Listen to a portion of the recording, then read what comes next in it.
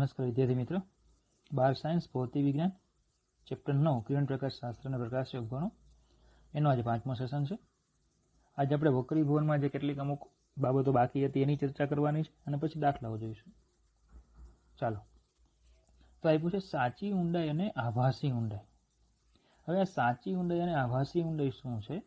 તો તમને એમ કીધેલું મેં કાલે કે આપણે આજે આભાસી લેક્ચર છે, બરાબર? તો સાચી ઊંડાઈ અને આભાસી ઊંડાઈ વિશે ચર્ચા કરવાની છે.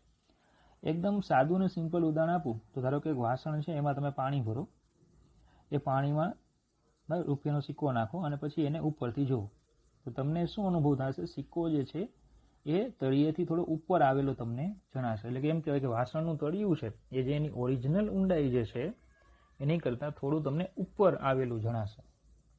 તો એ જે તમે જોવો છો એને કહેવાય એની આભાસી ઊંડાઈ. તળિયું જે છે, વાસણનું જે તળિયું હોય એ તળિયું તમને થોડું ઉપર આવેલું જણાશે. તો એ કયું સ્થાન તમને દેખાશે? આભાસી. બરાબર?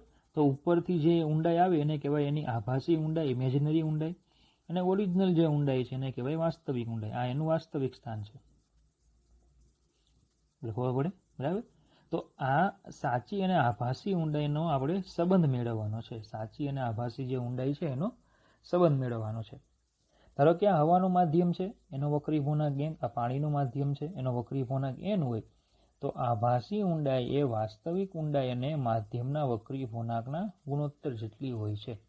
આભાસી ઊંડાઈ એ બરાબર સાચી ઊંડાઈ અને માધ્યમના વક્રી પૂર્ણાંકના ગુણોત્તર જેટલી હોય છે. બરાબર? જો પાણીથી ભરેલી ટાંકીના તળિયાને લંબ જોતા તળિયું ઉચકાયેલું જોવા મળે છે. લંબ દિશાની નજીકથી જોતા એવું દર્શાવી શકાય કે આભાસી ઊંડાઈ એ વાસ્તવિક ઊંડાઈ અને માધ્યમના વક્રી પૂર્ણાંકના ગુણોત્તર જેટલી છે. લંબ દિશા મતલબ કે જે ધારો કે આજે તમે અહીંયા કોઈ વસ્તુ મૂકેલી છે તો એને એક્ઝેક્ટ તમે લગભગ શિરોલંબ દિશામાંથી તમારે એ વસ્તુને જોવાની. લગભગ શિરોલંબ દિશામાંથી વસ્તુ જોવાની. બીજું, તમને એ તો ખ્યાલ જ હોય કે વસ્તુ જે અહીંયા છે એ વસ્તુમાંથી પ્રકાશના કિરણો આપણી આંખમાં પ્રવેશે ત્યારે આપણને એ વસ્તુ દેખાય. આપણી આંખમાંથી પ્રકાશનું કિરણ નીકળે એમ ન હોય, યાદ રાખજો.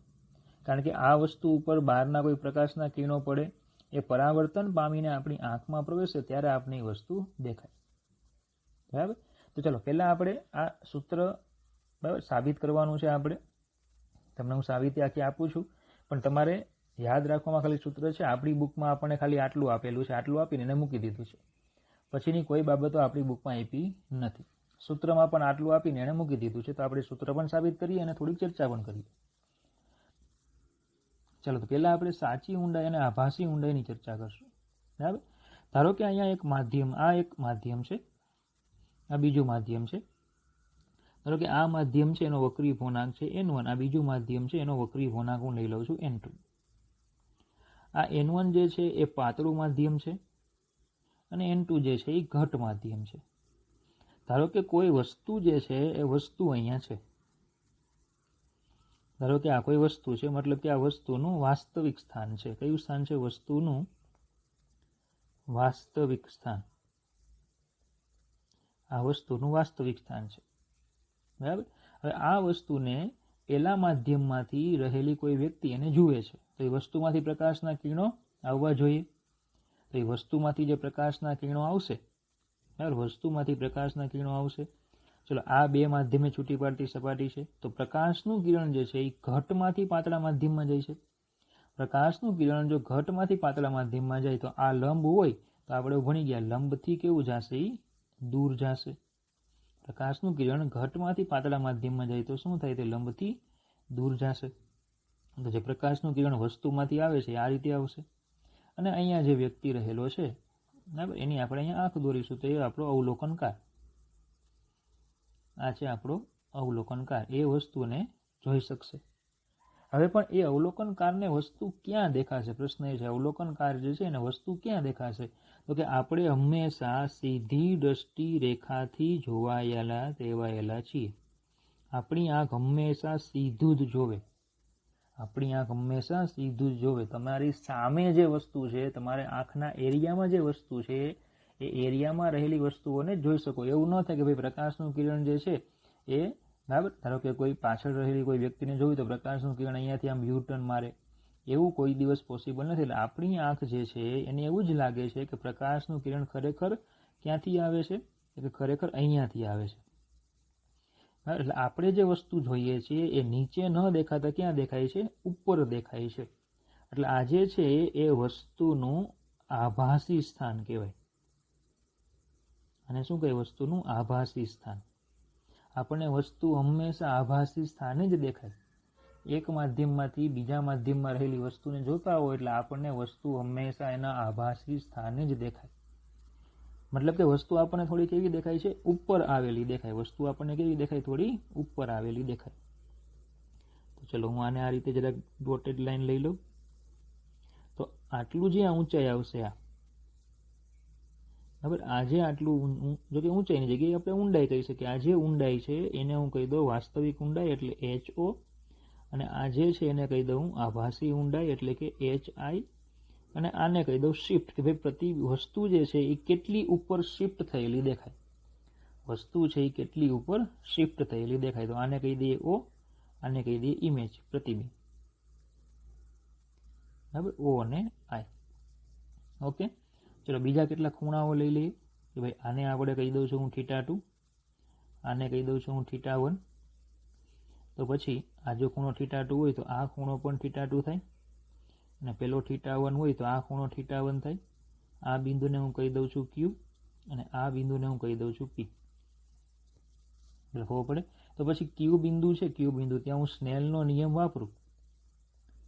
સ્નેલનો નિયમ આપણે વાપરીએ, વ્યાપક સ્વરૂપ વાપરીએ. તો જે માધ્યમમાં ખૂણો એનો વક્રી ગુણાંક, તો n1 sin θ1, n1 sin θ1 equal to n2 sin θ2. હવે આપણે શું કીધું કે આપણે લગભગ શિરોલંબ દિશામાંથી જોવાનું છે. જો લગભગ ક્યાં કીધું, લંબ દિશામાંથી. લગભગ લંબ દિશામાંથી એટલે થીટા એપ્રોક્સિમેટલી ઇક્વલ ટુ શું લેવાનો, 0. એટલે ખૂબ નાનો ખૂણો એમ. બરાબર, તો થીટા નાના ખૂણા માટે આપણે એવું કહી શકીએ, નાના ખૂણા માટે sin θ1 approximately equal to tan θ1, અને sin θ2 approximately equal to tan θ2. તમને ખ્યાલ છે કે નાનો ખૂણો હોય તો sin θ approximately equal to θ, tan θ approximately equal to θ, તો sin θ approximately equal to tan θ. તો માટે હવે સૂત્ર થઈ જાય n1 tan θ1 બરાબર n2 tan θ2.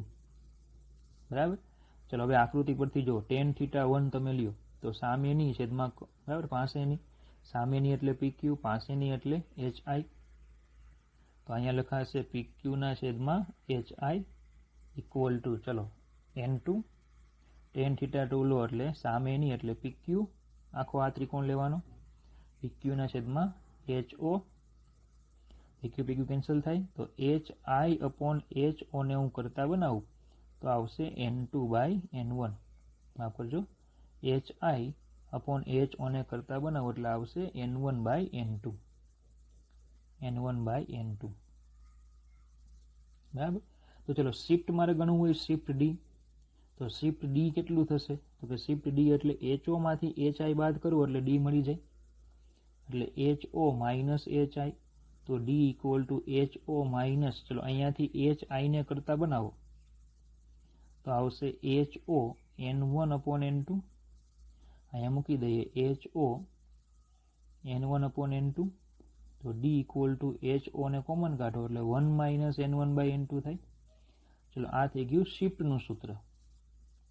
બરાબર, ચલો હવે બેઝિકલી જો આપણે હંમેશા હવાના માધ્યમમાંથી જોતા હોય, અને ધારો કે અહીંયા કોઈ માછલી રહેલી છે તો પાણીના માધ્યમમાં હોય, તો હવાના માધ્યમ માટે લઈએ તો n1 બરાબર 1 લેવાય, અને પાણીના માધ્યમ માટે ધારો કે n2 બરાબર n લઈ લઈએ, કોઈ પણ માધ્યમ. તો પછી આમાં n1 બરાબર 1 મૂકી દઈએ અને n2 બરાબર n મૂકી દઈએ, તો HI upon HO equal to 1 upon n. તો HI equal to HO upon n, અને જો D લઈ લઈએ શિફ્ટ તો આવશે HO કાઉન્સમાં 1 માઇનસ 1 અપોન n. શિફ્ટના સૂત્રમાં મૂકો તો થઈ જશે 1 માઇનસ 1 અપોન n, અને આ થઈ જશે HO અપોન n. તો જો અહીંયા સૂત્ર આપ્યું તો આપણને HO/n. તો અહીં સાબિત થઈ જાય. તો આ રીતે તમે આખું બરાબર સાબિત કરી શકો. બીજું ખબર પડે બરાબર. તો આભાસી ઊંડાઈ અને આભાસી ઊંડાઈ શું છે એ તમને ખ્યાલ આવ્યો. સેમ આવી ઘટના જોવા મળે જ્યારે તમે ઘટ માધ્યમમાંથી પાતળા માધ્યમમાં જોતા હોય. આમાં આપણે શેમાં જોઈએ છે? પાતળા માધ્યમમાંથી ઘટ માધ્યમમાં રહેલી વસ્તુને જોઈએ છે. બરાબર. એટલે કે ધારો કે માણસ છે એ માછલીને જોઈએ છે. હવે ધારો કે માછલી માણસને જોઈએ ત્યારે કેવી ઘટના બને જોજો. હવે શું થાય છે જોજો, ધ્યાન આપજો. ચલો સેમ એ જ રીતે આ N1 હવે પાતળું માધ્યમ છે અને આ N2 જે છે એ ઘટ માધ્યમ છે. બરાબર. હવે વસ્તુ અહીંયા રહેલી છે. બરાબર. આ જે છે એ વસ્તુનું બરાબર વાસ્તવિક સ્થાન છે O. વાસ્તવિક સ્થાન. હવે એ વસ્તુનું અવલોકન એ ઘટ માધ્યમમાં રહેલ કોઈ વ્યક્તિ કરે છે. એ વસ્તુ જે છે એનું અવલોકન કોણ કરે છે? કોઈ ઘટ માધ્યમમાં રહેલ વ્યક્તિ કરે છે. તો ચલો પ્રકાશના કિરણો એ વસ્તુમાંથી આવવા જોઈએ.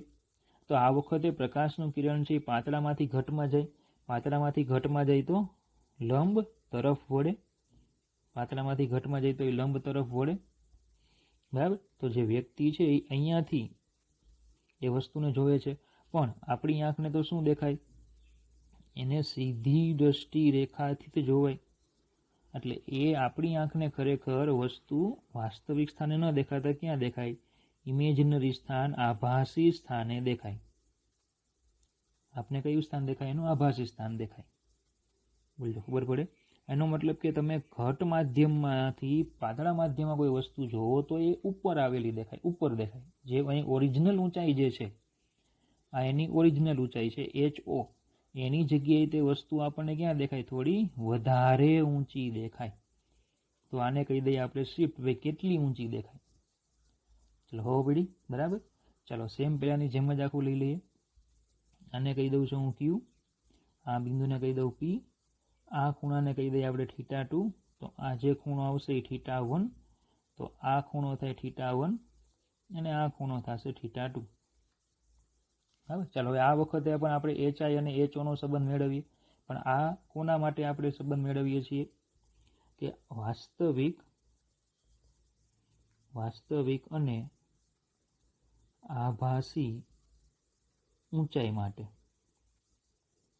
વાસ્તવિક અને આભાસી ઊંચાઈ માટે આપણે આ સંબંધ મેળવવાનો છે.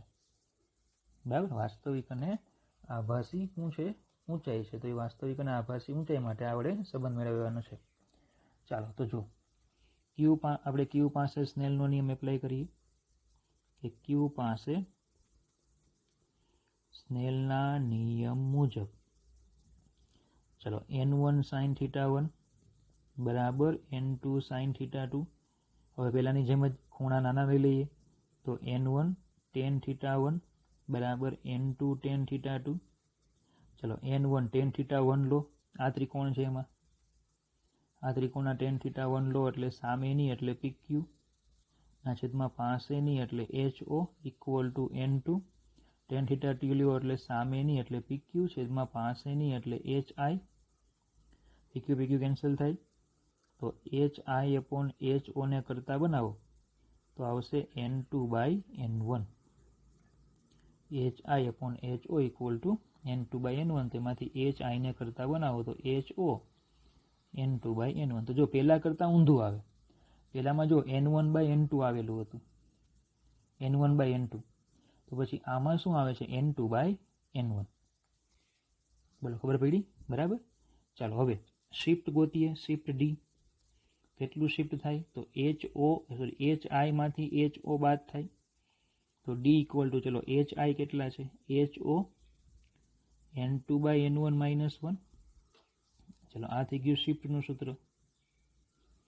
હવે બેઝિકલી શું હોય છે કે N1 એટલે એક હવાનું માધ્યમ હોય, તો N2 એટલે કોઈ પણ N માધ્યમ લઈ લઈએ તો પછી HI upon HO equal to N થઈ જાય અને shift D equal to HO N-1. એટલે જો એક માધ્યમ હવાનું હોય તો આ સૂત્ર એપ્લાય કરી દેવાના સીધા. અને પેલું જે છે એ વ્યાપક રીતે છે, એ વ્યાપક સૂત્ર છે. ખબર પડી આટલી? ઓકે. હવે જો ફાઇનલી આપણે શું થયું કે HI upon HO જે છે, HI upon HO એને આપણે બંનેમાં કરતા બનાવ્યા. બરાબર. આમાં પણ HI/HO ને કરતા બનાવ્યા અને પેલામાં પણ HI/HO ને કરતા બનાવ્યા.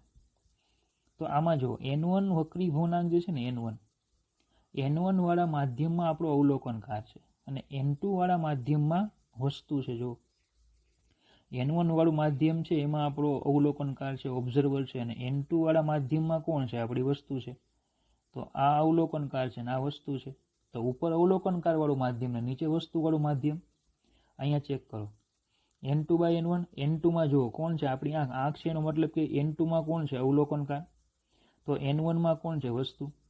તો એનો મતલબ એવો થાય કે HI/HO જ્યારે પણ આભાસી ઊંડાઈ કે વાસ્તવિક ઊંડાઈની વાત આવે એટલે HI/HO ને કરતા બનાવવાના. એમાં અંશમાં કયો વક્રી પૂર્ણાંક લેવાનો? અવલોકનકાર જે માધ્યમમાં હોય તે, અને છેદમાં કયો લેવાનો? વસ્તુ જે માધ્યમમાં હોય તે. પડે ખબર? આ વ્યાપક રીતે આમ યાદ રાખવાનું. HI/HO ને કરતા બનાવવાના. જે માધ્યમમાં અવલોકનકાર હોય તેનો વક્રી પૂર્ણાંક અંશમાં લેવાનો. વસ્તુ જે માધ્યમમાં હોય તેનો વક્રી પૂર્ણાંક છેદમાં લેવાનો. તો HI એટલે વસ્તુની આભાસી ઊંડાઈ કે ઊંચાઈ અને HO એટલે વસ્તુની વાસ્તવિક ઊંડાઈ કે ઊંચાઈ. એટલે બંને થિયરી છે એ ભેગી થઈને એક કોમન સૂત્ર મળી ગયું. હવે સાચી કે આભાસી ઊંડાઈમાં શિફ્ટ. તો શિફ્ટમાં શું આવતું હતું? આમાં ઊંડાઈમાં સૂત્ર હતું D = HO1 બરાબર N1/N2. જો ઊંડાઈમાં સૂત્ર હતું HO1 - N1/N2. તો N1/N2 એટલે આ જ બેઠું આવતું. તો જે આમાં આવશે એ જ આમાં આવે. અને પહેલામાં કેવું આવતું? ઊંધું. જો N2/N1 આવતું. તો હવે જો જે આમાં છે એ જ અહીંયા છે. એટલે કે આ જે રીતે છે એવું જ આ છે. પણ આમાં કેવું છે? ઊંધું છે. અને પ્લસ બીજું શું? આ 1 માઇનસ છે તો પેલું આમાંથી -1 છે. એટલે ટૂંકમાં તમારે તમારી રીતે યાદ રાખવાના છે. HO આમાં આવશે N2/N1 - 1 આવે. બરાબર. સૂત્રો યાદ રાખવાના છે. તમારે તમારી રીતે જાતે આખું પ્રિપેર કરીને યાદ રાખી શકો. બોલજો ખબર પડે. પણ ખાસ સૂત્ર કયું યાદ રાખવાનું છે? આ HI/HO 1 - 1/N. ખબર પડે? સોરી માફ કરજો. HI/HO = જે માધ્યમમાં અવલોકનકાર હોય તેનો વક્રી પૂર્ણાંક અંશમાં અને વસ્તુ વાળો છેદમાં. ચાલો હવે પડી. બરાબર. ચાલો હવે ચાલો એવું કીધું છે કે એક બીકરની અંદર, તો ધારો કે આપણી પાસે એક બીકર છે. ધારો કે આપણી પાસે એક બીકર છે. બીકરની અંદર એકબીજામાં મિશ્રિત ન થઈ શકે તેવા N1 N2 વક્રી પૂર્ણાંક ધરાવતા પ્રવાહીઓ T1 T2 ઊંડાઈઓ સુધી ભરેલા છે. તો ધારો કે એક પ્રવાહી અહીંયા સુધી ભરેલું છે, એકબીજામાં મિશ્રિત થતા નથી. એટલે કે એક પ્રવાહી ધારો કે અહીંયા સુધી ભરેલું છે આ, અને એની ઉપર ધારો કે કોઈ બીજું પ્રવાહી ભરેલું છે. બરાબર. આ જે પ્રવાહી છે એની જે જાડાઈ આવે છે ધારો કે હું કહી દઉં છું T2, અને નીચેનું જે પ્રવાહી છે એની જે જાડાઈ છે એ ધારો કે છે T1. બરાબર. તો આનો વક્રી પૂર્ણાંક N1 છે અને આનો વક્રી પૂર્ણાંક N2 છે. એકનો વક્રી પૂર્ણાંક જે છે એ કેવો છે? N1 છે. બીજાનો વક્રી પૂર્ણાંક છે N2 છે. તો બીકરની તળિયે રહેલી વસ્તુ, ચલો ધારો કે બીકરના તળિયે વસ્તુ છે. અહીંયા આ કોઈ વસ્તુ છે. બીકરના તળિયે રહેલી વસ્તુની આભાસી ઊંડાઈ મેળવો એટલે આ એનું વાસ્તવિક સ્થાન છે. હવે સીધી વાત છે, હમણાં આપણે ભણી ગયા અન્ય માધ્યમમાંથી એ વસ્તુને જોશો એટલે શું થશે? કંઈક ઊંચે આવેલી દેખાશે. એટલે કે આ એનું આભાસી સ્થાન છે. તો આ જે છે એ એની ઓરિજિનલ ઊંડાઈ અથવા ઊંચાઈ કહેવાય HO, અને આને કઈ કહેવાય? એની આભાસી HI. બરાબર. આ જે છે એની આભાસી કહેવાશે HI. તો આપણે HI નું સૂત્ર મેળવવાનું છે. પણ હવે પ્રોબ્લેમ શું છે? આગળની જે થિયરી હતી ને એમાં છે ને બે જ માધ્યમ હતા, એક આ અને એક આ. આમાં 3 માધ્યમ થયા, કારણ કે હવાનું માધ્યમ તો ઉપર છે જ કે નહીં. બરાબર ખબર? તો ટૂંકમાં આગળની થિયરીઓમાં અવલોકનકાર છે એ એક માધ્યમમાં હતો અને વસ્તુ બીજા માધ્યમમાં હતી. આમાં અવલોકનકાર એક માધ્યમમાં છે, પછી પાછું બીજું માધ્યમ છે, પછી ત્રીજા માધ્યમમાં નીચે વસ્તુ છે. ટૂંકમાં આમાં 2 સ્ટેપ છે. તો પછી આમાં આભાસી ઊંડાઈનું સૂત્ર શું આવે? તો એ સૂત્ર ખરેખર સાબિત પણ થાય છે, પણ તમારે સીધું યાદ રાખવાનું છે. JEE કે નીટમાં સર છે એ તમને સાબિત કરાવી શકશે. બરાબર. હું આટલા વર્ષો સુધી તો સૂત્ર સાબિત કરતો, પણ પછી નવા સિલેબસમાં તો કોઈ આનો ઉલ્લેખ નથી, અને પરિણામે હું ખાલી હવે છે ને સૂત્ર સાબિત નથી કરાવતો. ખાલી તમને જણાવું, પણ તમને એટલું કહી દઉં કે આ વસ્તુ છે એને ધ્યાનમાં રાખો એટલે એનું એક વખત પ્રતિબિંબ મળે. એક વસ્તુ છે, એક માધ્યમથી એનું પહેલા પ્રતિબિંબ મળે. ખાલી એક માધ્યમને ધ્યાનમાં લ્યો. આ પ્રતિબિંબ જે છે એ બીજી ગણતરી માટે વસ્તુ બનાવો અને એનું પાછું પ્રતિબિંબ મેળવો. તો આ રીતે આખી ગણતરી થાય. એટલે ફાઇનલ તમને છેલ્લે આ વસ્તુનું ફાઇનલ પ્રતિબિંબ અહીંયા મળે. એટલે આખા સ્ટેપ છે, તો એ સ્ટેપની કોઈ ચર્ચા નથી કરવી આપણે. સીધું તમે સૂત્ર યાદ રાખો, HI = T1/N1 + T2/L2 + up to plus સુધી. ધારો કે બે માધ્યમ ન હોય, બે કરતાં વધારે આપ્યો હોય તો સેમ સૂત્ર એપ્લાય થાય. હવે ઘણી વખત એમ પૂછે છે કે આ બે માધ્યમનો સમતુલ્ય વક્રી ભૂર્ણાંક કેટલો? તો જો સમતુલ્ય વક્રી ભૂર્ણાંક માટે સમજો, HI/HO = આંખ હવાના માધ્યમમાં છે છેદમાં n.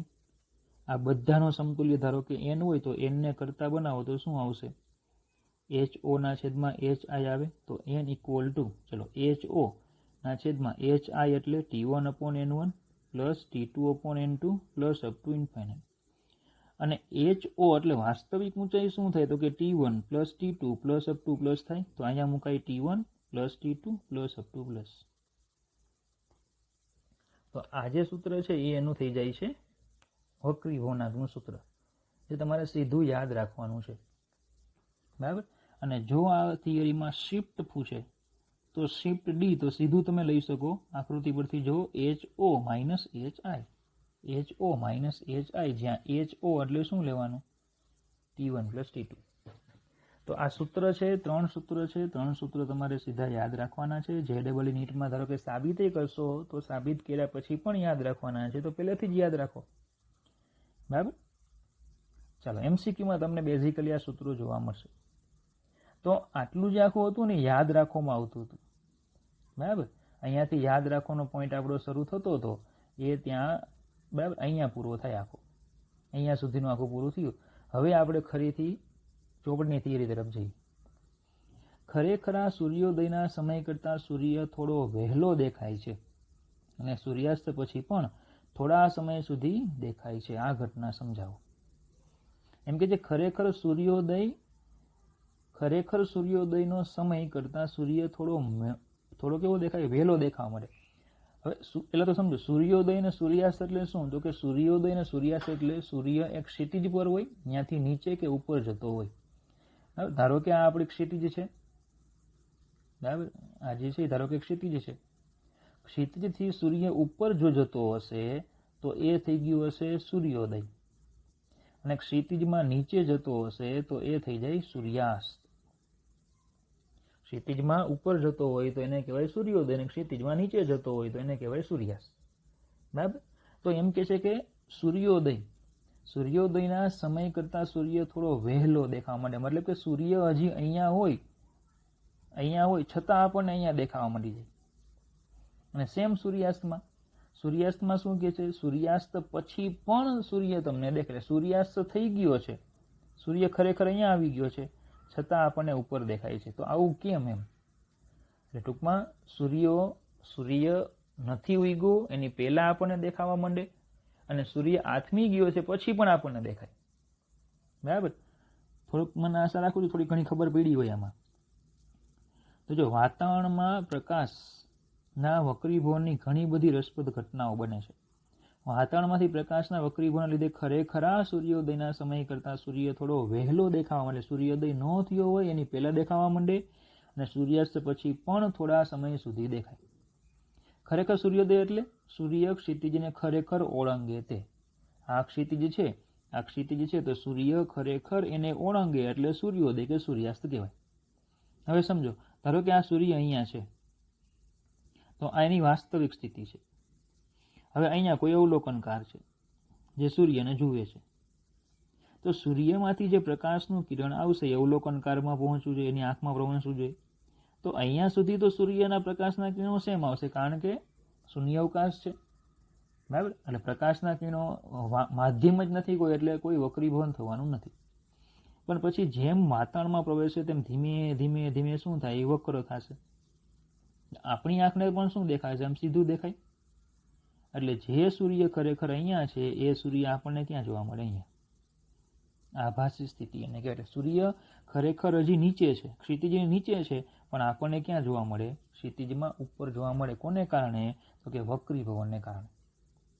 બરાબર ખબર. એટલે સૂર્ય હજી સૂર્યોદય થયો ન હોય, હજી ઉપર આવે છે, સૂર્યોદય નથી થયો છતાં આપણને અહીંયા જોવા મળે, અને સૂર્યાસ્ત થઈ જાય એટલે સૂર્ય અહીંયા પહોંચી જાય તોય આપણને અહીંયા દેખાય છે. ખબર પડે, બરાબર. આ ડિફરન્સ કેટલો હોય છે, તો કે સૂર્યોદય અને સૂર્યાસ્તની જ્યાં શિફ્ટ છે, આ ખૂણો જે છે એ ખૂણો હોય છે 0.5 ડિગ્રીનો. એટલે 0.5 ડિગ્રીના ખૂણામાં આપણને જોવા મળે. હવે જો 0.5 ડિગ્રીના ખૂણા માટે જોવું હોય કે ભાઈ સમજો સૂર્ય ખરેખર અહીંયા છે, તો આ એનું આભાસી સ્થાન, વાસ્તવિક સ્થાન, તો એમની વચ્ચેનો ખૂણો 0.5 ડિગ્રી છે. તો આ સૂર્ય ઓરિજિનલ જ્યારે અહીંયા આવશે તો કેટલો સમય લાગે, એમ ખરેખર સૂર્યોદય થઈ ગયો ત્યારે કેટલો સમય લાગે, સમય આપણે ગણવો છે. તો જો 180નું ભ્રમણ કરે સૂર્ય, અહીંયાથી અહીંયા આવે, એના માટે 12 કલાકનો સમય લાગે છે. તમને ખબર છે સૂર્ય જે છે એ ક્ષિતિજના એક બિંદુથી ક્ષિતિજના બીજા બિંદુ પર પહોંચે કેટલો સમય લાગે, 12 કલાકનો સમય લાગે. બોલો, ખબર પડે, બરાબર. તો પછી 180ના ભ્રમણ માટે 12 કલાક, તો 0.5 ડિગ્રી છે એના ભ્રમણ માટેનો સમય કેટલો, તો t બરાબર 12 ગુણ્યા 0.5 ના છેદમાં 180, એટલે થશે 0.0333 કલાક. એના ગુણ્યા 60 કરો એટલે 2 મિનિટનો સમય લાગે. એનો અર્થ શું થાય કે આ સૂર્યનું વાસ્તવિક સ્થાન છે. તો સૂર્ય આપણને દેખાય છે અહીંયા આભાસી સ્થાને, તો આ સૂર્ય ખરેખર એના વાસ્તવિક સ્થાને ક્યારે આવશે, 2 મિનિટ પછી. અહીંયા જે વાસ્તવિક સ્થાન છે ખરેખર અહીંયા ક્યારે આપણને મળે, 2 મિનિટ પછી આપણને ત્યાં જોવા મળે. બોલો, ખબર પડે ને. સેમ એ જ રીતે સૂર્યાસ્ત થાય, બરાબર. તો સૂર્યાસ્ત થાય મતલબ કે સૂર્ય અહીંયા આવી ગયો છે છતાં આપણને અહીંયા દેખાશે. કેટલી મિનિટ સુધી, તો કે 2 મિનિટ સુધી. કે આ સૂર્યાસ્ત ક્યારે થઈ જશે, 2 મિનિટ પછી સૂર્યાસ્ત થશે, અને સૂર્યોદય 2 મિનિટ વહેલો થઈ જશે. સૂર્યોદય વહેલો થાય ને સૂર્યાસ્ત મોડો થાય, ડિફરન્સ કેટલો હોય, 2 મિનિટનો. તો આશા રાખો થોડોક ખ્યાલ આવ્યો હોય, બરાબર.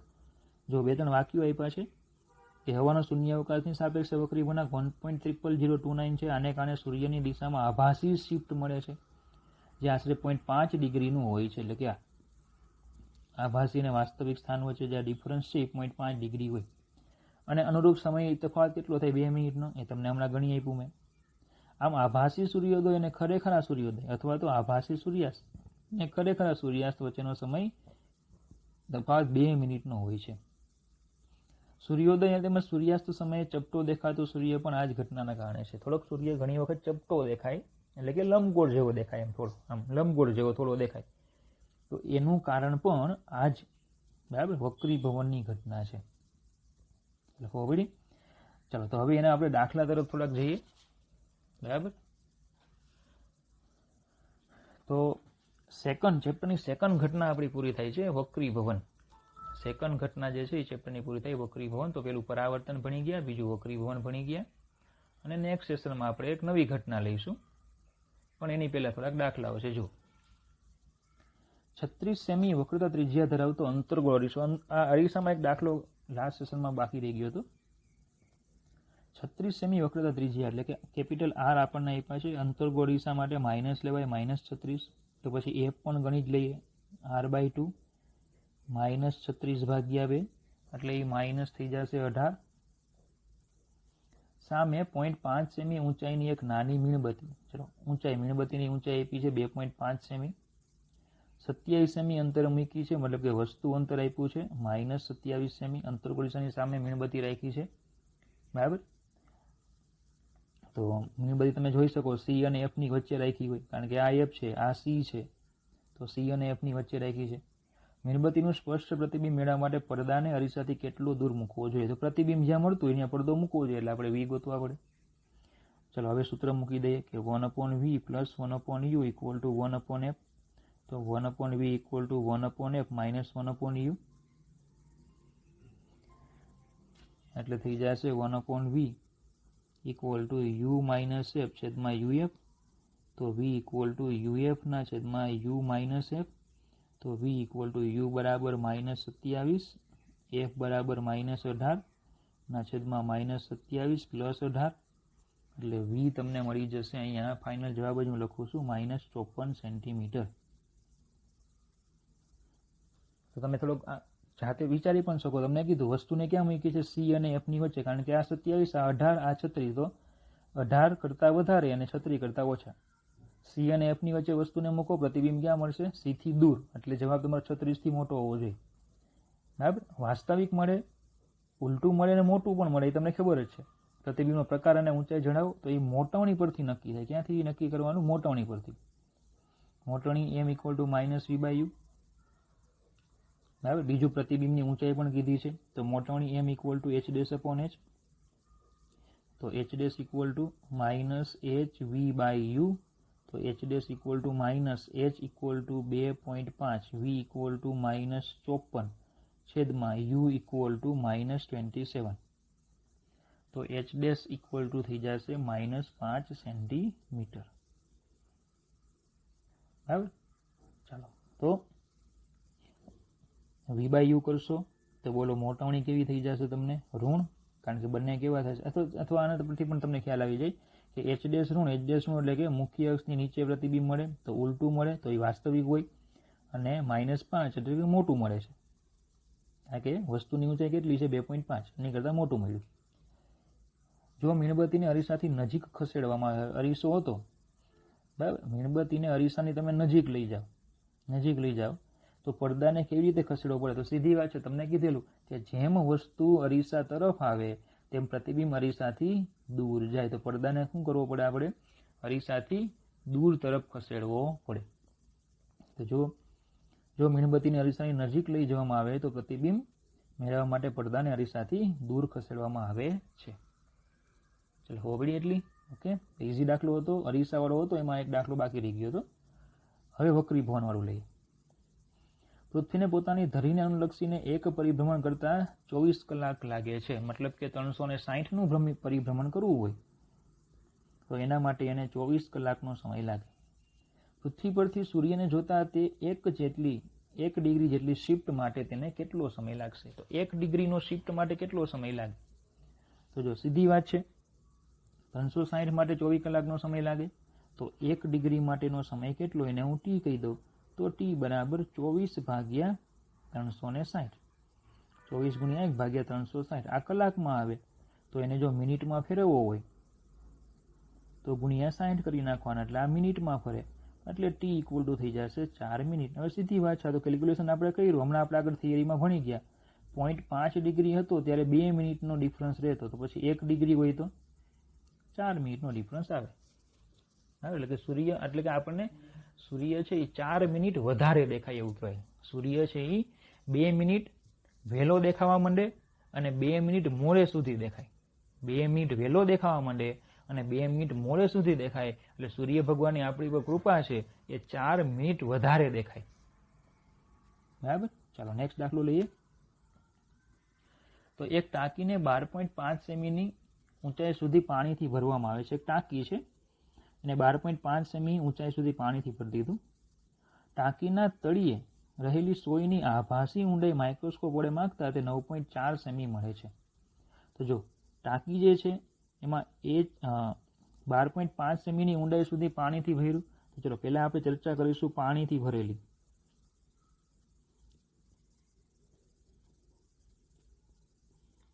પાણીથી ટાંકીને જો ભરવામાં આવે તો 12.5 સેમી એની વાસ્તવિક ઊંડાઈ કહેવાય. 12.5 સેમી પાણી ભરી દીધું છે આખું. તળિયે વસ્તુ રહેલી છે એટલે કેટલા અંતરે હોય? 12.5 સેમી ઊંડાઈ હોય. સોયની આભાસી ઊંડાઈ માઇક્રોસ્કોપ વડે મારતા 9.4 મળે છે, એટલે કે આભાસી ઊંડાઈ એની મળે છે 9.4 સેમી. પાણીનો વક્રી ખૂણા કેટલો હશે? એટલે n2 આપણે ગોતવાનો. તો N1 બરાબર હવાનો વક્રી પૂર્ણાંક. તો ચલો HI/HO જે માધ્યમમાં અવલોકનકાર હોય એ અંશમાં, તો અવલોકનકાર એ N1 વાળા માધ્યમમાં છે, જ્યારે વસ્તુ છે એ N2 વાળા માધ્યમમાં છે. તો N2 ને કરતા બનાવું તો N2 ઇક્વલ ટુ HI/N1 ગુણ્યા HO. માફ કરજો, N2 ઇક્વલ ટુ N1 ગુણ્યા HO ના છેદમાં HI. તો N2 આપને મળી જશે અહીંયા 1 ગુણ્યા 12.5 ના છેદમાં 9.4. તો N2 ઇક્વલ ટુ 1.33. અને પાણી એવા શબ્દનો ઉલ્લેખ થયો એટલે 1.33 વક્રી પૂર્ણાંક જ આવવો જોઈએ. ચલો હવે જો 1.63 વક્રી પૂર્ણાંક ધરાવતા પ્રવાહીને પાણીના બદલે, હવે જોજો, હવે પ્રવાહી ભરી દેવાનું. તો પ્રવાહી કઈ રીતે ભરાય? તો 2 સ્ટેપમાં. પાણીને કાઢો ને પ્રવાહી ભરો. પાણી કાઢ્યું, પ્રવાહી ભર્યું, ભરાઈ ગયું પ્રવાહી.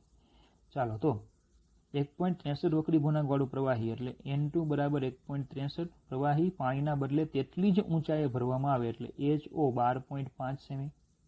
તો સોય પર ફરીથી માઇક્રોસ્કોપને કેન્દ્રિત કરવા માટે તેને કેટલા અંતરે ખસેડવું પડે? બરાબર. ચલો એટલે મારે પહેલાં છે ને HI' હું ગોતી લઉં અને પછી તમને હું આખું સમજાવું કે આ શું છે. N11. તો ચલો HI/HO ઇક્વલ ટુ ફરીથી સેમ જ છે, N1/N2 જ છે. બરાબર. તો હવે HI' equal to HO N1/N2. તો HO એટલે 12.5 ગુણ્યા N11 ના છેદમાં N2. બરાબર. આપ્યા છે આપણને 1.63. તો HI ઇક્વલ ટુ આપને મળી જશે 7.6687 સેન્ટીમીટર. હવે જોજો, સમજો કે ટાંકીમાં તળિયે વસ્તુ મૂકી હતી. આ વસ્તુનું વાસ્તવિક સ્થાન છે. બરાબર. પાણી ભરેલું હતું ત્યારે પ્રતિબિંબ ધારો કે અહીંયા મળ્યું. સમજો, ચલો ટાંકી જે કામ કરીએ દોરીએ ને આપણે, આ ટાંકી વસ્તુને અહીંયા મૂકી હતી એટલે આ જે ડિસ્ટન્સ અહીંયા સુધી પાણી ભર્યું છે, તો આ જે ડિસ્ટન્સ હતું એ હતું આપણું 12.5 અહીંયા સુધી. આ વસ્તુનું વાસ્તવિક સ્થાન છે. પાણી ભર્યું તો પ્રતિબિંબ આપણને ક્યાં મળ્યું? તો કે 9.4.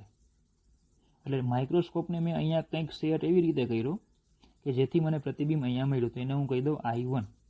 કેટલા સેમી અંતરે મળ્યું મને? 9.4 સેમી. માફ કરજો, અહીંયાથી હા 9.4. જો માઇક્રોસ્કોપથી અંતર ન હોય, જોજો હંમેશા અંતર હંમેશા એની જે સપાટી હોય ને ત્યાંથી હોય. હવે એમાં પ્રવાહી ભરી દીધું, પ્રવાહી ભર્યું તો હવે વસ્તુ ત્યાંની ત્યાં જ છે. પ્રતિબિંબ કેટલા અંતરે મળે છે? 7.66. એટલે પ્રતિબિંબ મને ધારો કે અહીંયા મળ્યું. આ અંતર કેટલું છે? 7.6687 આટલે મળ્યું. ખબર પડે? તો હવે સીધી વાત છે કે પ્રવાહી ભરી દો તો માઇક્રોસ્કોપ મને દેખાવાનું જ નથી. કેમ? કારણ કે મેં માઇક્રોસ્કોપ અહીંયા કઈ રીતે સેટ કર્યું હતું? આ પ્રતિબિંબ માટે. હવે પ્રતિબિંબ તો આપણને થોડુંક ઉપર દેખાય છે, તો માઇક્રોસ્કોપને મારે શું કરવું પડશે? ઉપર ખસેડવું પડે. કેટલું ખસેડવું પડશે? તો કે આનું જે આ ડિફરન્સ હશે ને, આ ડિફરન્સ એટલું માઇક્રોસ્કોપને ઉપર ખસેડવું પડે. તો ડિફરન્સ કેટલું આવશે? 9.4 માંથી 7.6687 બાદ કરવું એટલો.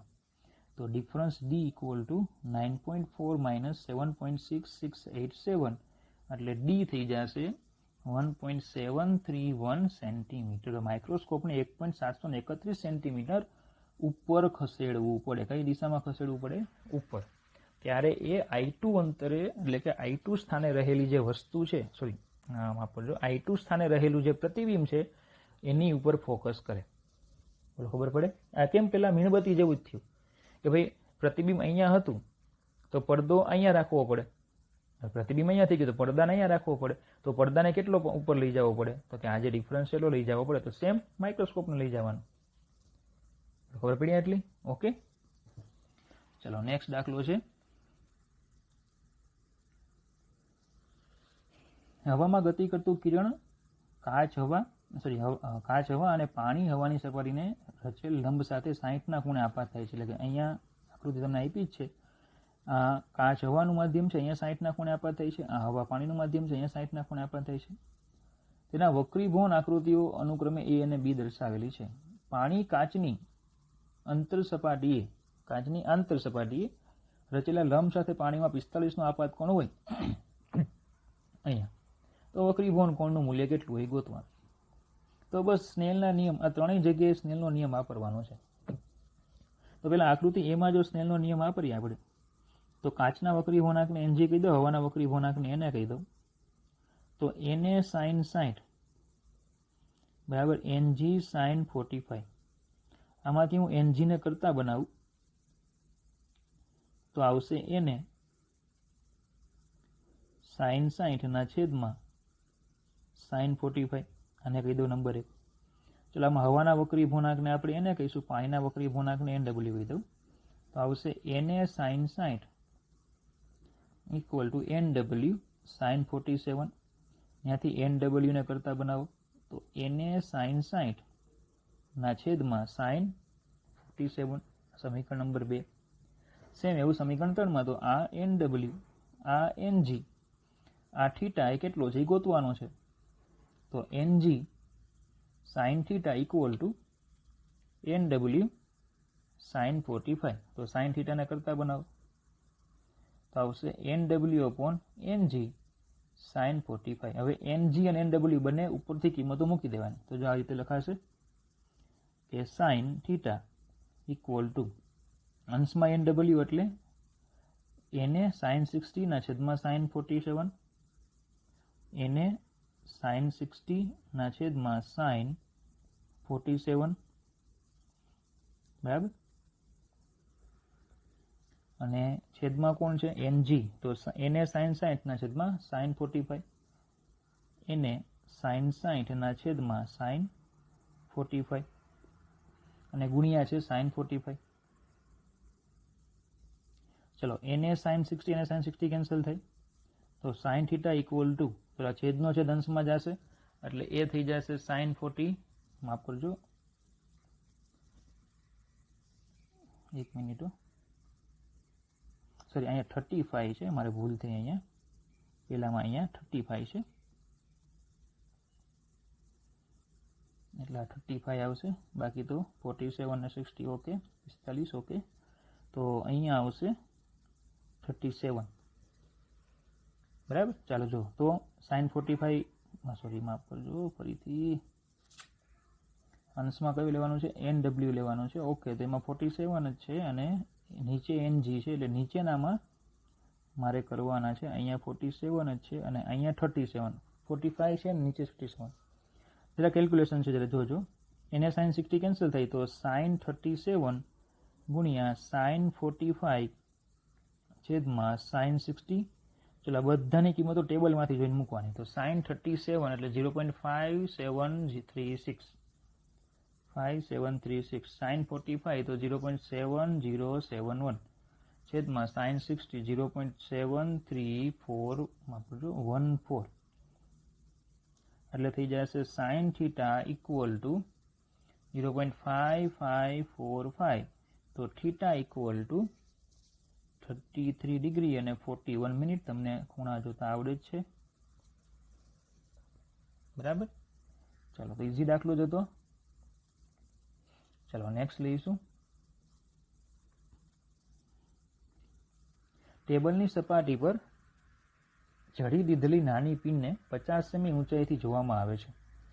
ટેબલની સપાટી છે, અહીંયા કીધું છે કે જડી દીધેલી નાની પિન. હવે જોજો, જડી દીધી એટલે એને બરાબર શું કર્યું, ટેબલની સપાટીની ધારોધાર એને રાખી દીધી આમ. તો 50 સેમી ઊંચાઈથી એને જોવાની છે. આ પિનને 50 સેમી ઊંચાઈએથી જોવાની છે. આ જ બિંદુએ ઉપરની બિંદુથી ટેબલની સપાટીને સમાંતર રાખેલા 15 સેમી જાડાઈના કાચના સ્લેબમાંથી, એટલે હવે આમાં એમ કીધું છે કે આની ઉપર કાચનો સ્લેબ રાખી દો કે જેની જાડાઈ છે 15 સેમી. આ પિનની ઉપર એક કાચનો સ્લેબ રાખ્યો જેની જાડાઈ છે 15 સેમી. 15 સેમી જાડાઈના કાચના સ્લેબમાંથી તેને જોતા પિન કેટલી ઊંચી આવેલી દેખાય, એટલે પિન ક્યાં દેખાય, કેટલી ઊંચી આવે એટલે શિફ્ટ ગોતવાનું D. કાચનો વક્રી ગુણાંક એટલે કે આનો વક્રી ગુણાંક આપ્યો છે Ng 1.5. સ્લેબના સ્થાન પર આધાર રાખે કે નહીં, એટલે સ્લેબનું સ્થાન ગમે ત્યાં રાખો, ઉપર મેળવેલ જવાબ સ્લેબના સ્થાન પર આધાર રાખે. જોઈએ પહેલાં તો આપણે ડી ગોતવાનું છે. તો ઊંડાઈની વાત છે તો ડી ઇક્વલ ટુ આપણે ભણી ગયા આ 15 સેમી એટલે આપણા HO થાય. HO કાઉન્સમાં 1 - 1/n હવાનું માધ્યમ હોય તો 1 લઈ લેવાના. ડી ઇક્વલ ટુ HO એટલે 15 1 - 1/1.5 એટલે ડી તમને મળી જશે ડાયરેક્ટ 5 સેન્ટીમીટર. હવે તમને એમ થશે 50 સેમી નહીં લેવાના. અરે ના, આ 50 સેમી થોડા લેવાના. આપણે તો HO અને HI એ માધ્યમમાં અંતરો હતા, માધ્યમમાં. હવામાં તમે ઉપર ગમે ત્યાંથી જુઓ એની કોઈ લેવા દેવા નથી. પડે ખબર? હવામાં ઉપર તમે ગમે એટલા અંતરેથી જુઓ એની કોઈ લેવા દેવા નથી. જો યાદ ન હોય તો ફરીથી જો ચેક કરો. આપણે જે થિયરી ભણી ગયા બરાબર, જો આ જો અહીંયા આ તમે ગમે ત્યાંથી જુઓ, મેઇન તો આ છે ને. ઊંડાઈની વાત હોય તો HO અને HI આ લેવાના છે. આ તો ક્યાં, આમાં ક્યાં આનું અંતર ક્યાં આવ્યું, સપાટીથી અવલોકનકારનું અંતર ક્યાં આવ્યું? ના, સેમ અહીંયા એવું જ છે. જો અહીંયા જો તમે જોવો છો ગમે ત્યાંથી એ ઊંડાઈની કાંઈ ચર્ચા નથી. ઊંડાઈને ઊંચાઈની ચર્ચા કઈ છે? બીજી વસ્તુ જે માધ્યમોની ચર્ચા છે. પડે ખબર? એટલે વસ્તુ કયા માધ્યમમાં છે? આપણે કાચના સ્લેબના માધ્યમમાં છે, એટલે ચર્ચા એની હોય. અને હવે જો એમ કહે છે કે હવે સ્લેબના સ્થાન પર આધાર રાખે. અરે ભાઈ, સ્લેબને આમ તેમ ગમે તેમ ખસેડો, એની યારે કોઈ લેવા દેવા નથી. સ્લેબને તમે આમ તેમ ગમે તેમ, હા ઉપર નીચે તમે કરો તો પ્રશ્ન અલગ છે, પણ આમ તેમ ગમે તેમ ખસેડો એની સાથે કોઈ લેવા દેવા નથી. સ્લેબના સ્થાન પર આધારિત નથી. એટલે હો પડી. ઓકે, ચાલો તો આજના સેશનમાં આપણે આટલું જ રાખીશું. Thank you.